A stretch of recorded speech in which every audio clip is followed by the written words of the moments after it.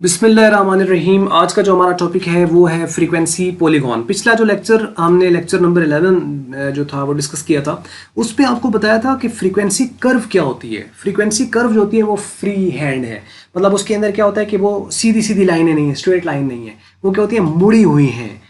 यानी उसमें क्या रहता है कि उसके अंदर, जैसे मैंने आपको मिसाल दी थी कि जो स्टिक है जहाँ तक उसको आप मोड़ें उसकी एक कर्व सी बन जाती है, लेकिन अगर वो टूट जाए तो फिर वही पॉलीगॉन बन जाएगा। यानी जो लाइन ग्राफ होता है उसी को हम फ्रीक्वेंसी पॉलीगॉन कहते हैं। Line graph is the frequency polygon. अब आप आइए इसको हम डिस्कस करते हैं। यानी इसका एक एंगल होता है पॉलीगॉन्स का। तो frequency polygon is similar to frequency curve, बिल्कुल उसी तरह जैसे वो होता है, बनता भी उसी तरह है, with a difference that these are straight lines. सीधे लाइनें होती हैं, इनमें मोड़ या टेढ़ ऐसे नहीं है, ठीक है। Drawn from mid point of classes, इनको भी मिड पॉइंट से बनाया जाता है। जो फ्रीक्वेंसी आपकी कर्व है उसको भी मिड पॉइंट से बनाया जाता है। वो भी अगर आपके पास है हिस्टोग्राम दिया हुआ है तो हिस्टोग्राम के बिल्कुल सेंटर से उनको पॉइंट्स को मैच कर दिया जाए तब वो भी बन जाता है, ये बन जाता है। फर्क सिर्फ इनकी शेप का है। फ्रीक्वेंसी कर्व और फ्रीक्वेंसी पॉलीगॉन में सिर्फ शेप का फर्क है। पिछले लेक्चर अगर हमने देखा तो उसको आप देख लें। ये कुछ डेटा दिया हुआ है और इसको हमने ग्राफ बनाना है। अब आप यहाँ पे देखें, ये सीधी लाइन है, ये देखें ये स्ट्रेट लाइन है। इस तरीके से ये मैच हो गई, फिर ये स्ट्रेट है, फिर ये स्ट्रेट है, ये स्ट्रेट है, और ये बिल्कुल यहाँ से सीधी ऐसे गिर रही है। ये बिल्कुल उसी तरह का है, लेकिन ये सीधी लाइनें हैं, स्ट्रेट लाइन है। अच्छा, अब इसके लिए कुछ देखें, डेटा आपके पास दिया हुआ है, यहाँ पे बॉटल्स दी हुई हैं और फ्रीक्वेंसी यानी उनका काउंट दिया हुआ है।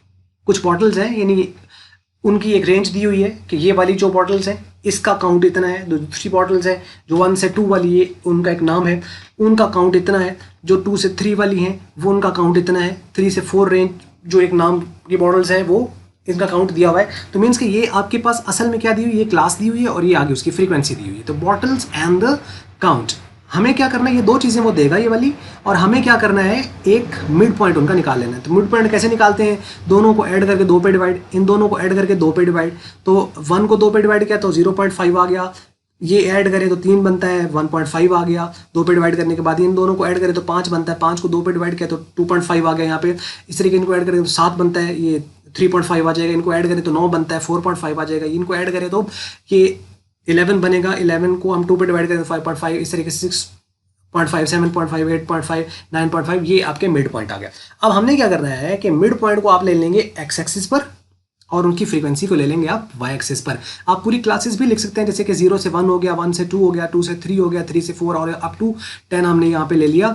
और इस तरफ इसका काउंट है जो कि आपको फ्रीक्वेंसी इसकी मिनिमम 0 है और मैक्सिमम फ्रीक्वेंसी कितनी है यहाँ पर, वो 8 है। आप 8 तक या 9 तक या 10 तक, जहाँ तक आप इसको लेना चाहें, और गैप आप कोई सा भी ले सकते हैं। यहाँ पे हमने 2-2 का लिया, यानी 0 से 2 हो गया, 2 से 4 हो गया, 4 से 6 हो गया। आप एक एक भी कर सकते हैं, यानी यहाँ पे 0 कर लें या 1 कर लें, 2 कर लें, 3 कर लें, 4 कर लें, 5 कर लें, 6, 7, 8, 9, 10, इस तरह करके भी आप लिख सकते हैं। अच्छा, अब हमें क्या करना है, अब जो कि बिल्कुल मिड पॉइंट पर हम देखते हैं। अब जो 0 से 1 है ना, ये बिल्कुल आप समझ लें कि इसका मिड पॉइंट है 0.5, उसका सेंटर बन जाएगा उसका। इसकी फ्रीक्वेंसी 0 है, तो चूंकि 0 है तो 0 बिल्कुल ये यहाँ पर है, ये 0 है, इस लाइन के बिल्कुल ऊपर डॉट लगेगा और इन दोनों के सेंटर पे लगेगा। ठीक हो गया। इसी तरीके से अगर आप यहाँ पे अगली वैल्यू देखें तो वो है 1.5 मिड पॉइंट, जो कि 1 और 2 का सेंटर है। तो अब हम क्या करेंगे, ये 1 और ये 2 और इसका सेंटर ये है, इसके बिल्कुल सेंटर पे जाके फ्रीक्वेंसी देखनी है और फ्रीक्वेंसी के बिल्कुल सामने जाके एक डॉट लगा देना है। फ्रीक्वेंसी इसकी यहाँ पे कितनी आ रही है, फ्रीक्वेंसी आपके पास आ रही है इसकी 1, तो 1 के सामने डॉट लगा दिया। उसके बाद अगली जो वैल्यू है वो है 2 से 3 के दरमियान रेंज, यानी जो 2.5 इसका मिड पॉइंट, इसकी फ्रीक्वेंसी भी 1 है।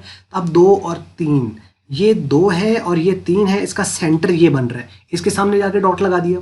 इसी तरीके से अगर आप आगे देखें तो उसमें 3 और 4 है, 3 और 4, इसका फ्रीक्वेंसी 3 आ रही है। अब यहाँ पे ये 3 और ये 4 और इसकी सामने फ्रीक्वेंसी 3 है, तो इसके बिल्कुल 3 के सामने यहाँ डॉट लगा दिया। इसी तरह बाकी भी आपने पॉइंट्स जो हैं वो यहाँ पे जैसे दिए हुए हैं। 4 से 5 है, उसकी 4 से 5 की उसकी 4 है, तो हमने 4 के सामने डॉट लगा दिया। 5 से 6 वाले का 6 है, तो हमने ये 6 के सामने डॉट लगा दिया। इसी तरीके से आपका 6 से 7 है, 6 से 7 ये है, इसकी आपके पास 6 से 7 वाले की जो है वो 8 है, तो यहाँ से हमने बिल्कुल ये 8 है और 8 के बिल्कुल ये सामने ला के यहाँ डॉट लगा दिया। इसी तरीके से बाकियों के 7 तो ये 7 पे लगा दिया, उसके बाद 2 है तो ये 2 पे लगा दिया, अगली वाले की 0 है तो ये 0 पे लगा दिया। अब क्या करना है, ये डॉट लगे होंगे, स्केल रखें, इसको इन दोनों डॉट को मैच करें, इन दोनों को मैच करें, इसको और इसको मैच कर दें, इस वाले पॉइंट को और इस वाले पॉइंट को मैच कर दें, और ये सारे आपस में मैच करेंगे तो इस तरीके से एक लाइन जो है वो ड्रॉ हो जाएगी। ये आपका फ्रीक्वेंसी पॉलीगॉन कहलाएगा। तो ये थी आज की वीडियो, और इस हवाले से अगर आपको ये मल्टीपीडिया की वीडियो अच्छी लगी है तो आप इसको लाइक कर सकते हैं और शेयर कर सकते हैं दूसरों के साथ। अगर आपको अच्छी नहीं लगी तो इसको जरूर डिसलाइक करें और वीडियो में हमें बताएं हम इसको इंप्रूव कैसे करें। और हमेशा की तरह वीडियो देखने का आपका बहुत बहुत शुक्रिया।